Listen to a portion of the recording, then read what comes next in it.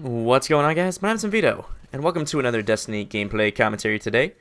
So, I was browsing through the interwebs, and I noticed something very interesting. Now on the Xbox Live Store, there are now character boosts for each class in Destiny for about $30 or 25 euros. Now, for those who don't know, when the Taken King was released, anyone who bought a copy was given this little item called a Spark of Light, which was essentially Bungie's take on a catch-up mechanic for people who have either A, never played Destiny, or for B, people who dropped the game and who are now coming back. Now, it's not like we haven't seen catch-up mechanics in games like this before. Blizzard did it with Warlords of Draenor, the last World of Warcraft expansion. It essentially gave you a free level 90 with appropriate gear stats for that level, so that you can participate in the current endgame content. Before I get into the cons of what this beast might become, I want to go over the pros, or at least my positive opinion, on the Spark of Light. Now, when the Taken King came out, I thought this was a great way for newbies, or even Fallen Guardians, to get back into the game. It gave that area of players a way to catch up to the veterans who never put down the game, without having to start all the way back to square one. This mechanic also made it great for players who mained one character or two characters that wanted to start another tune but didn't want to have a clean slate. Especially if they kept gear for that class they want to level up on their other characters, whether they bought it from Xur or got it from raids or etc. It's also a great service for those who have Destiny on many consoles, i.e. me. I have Destiny on Xbox One and for PS4. I can catch up to my friends on either of those consoles in a shorter period of time than it would be for me to level them up traditionally. Now, after reading many articles about this new microtransaction, I've narrowed down three main reasons why this might not be the best thing for the Destiny community as of right now. The reasons are that, one, it really shouldn't even exist. It just shouldn't be sold, seeing as that Destiny is an MMO shooter, and that the leveling aspect is a part of the game, and that it really isn't that difficult to do. Two, even if people use the function the way it was intended, the price point is still way too high.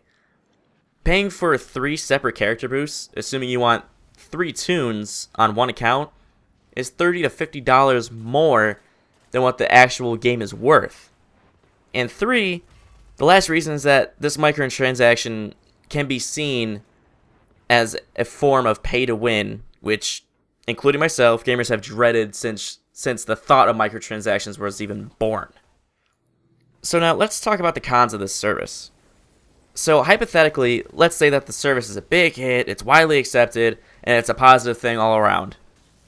Well, what happens when that newbie buys a level boost, finishes that character to level 40, and gets all the gear that he wants? When he looks into buying another Spark of Light, he's going to be disappointed that it's not a boost all the way up to level 40. And so now he can't equip any of that gear that he might have bought from Xur or have acquired during a raid for that new character that he wants to boost, because it's only a level 25 boost, and he doesn't want to put the time and effort into leveling up that tune all the way to level 40 to equip that gear.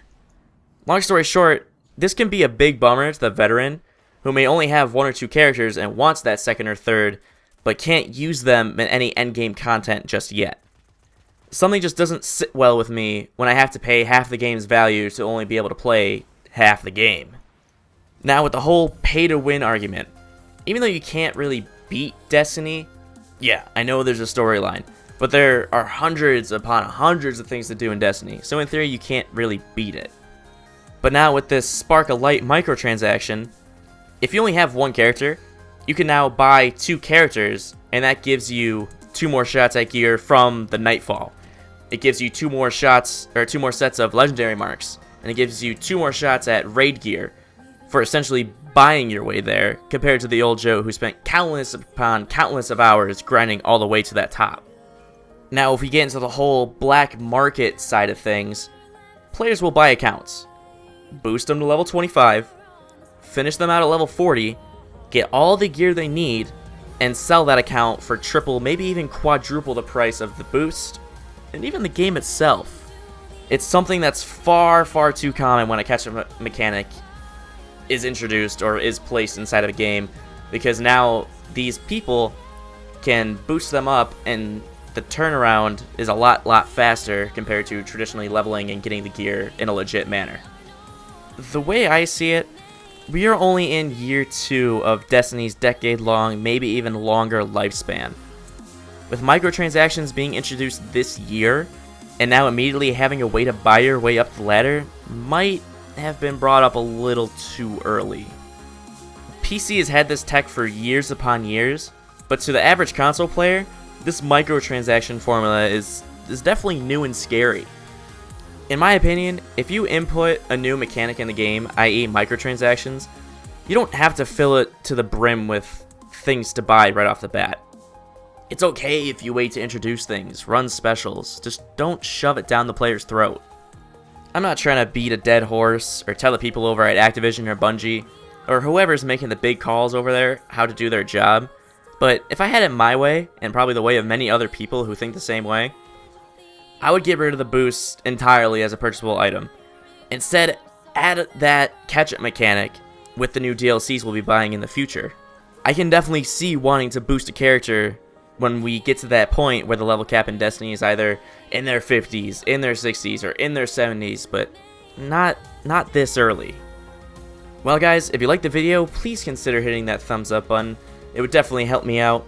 Leave a comment section down below on what you think about being able to buy Sparks of Light whenever you want. And as always, I will see you in the next video.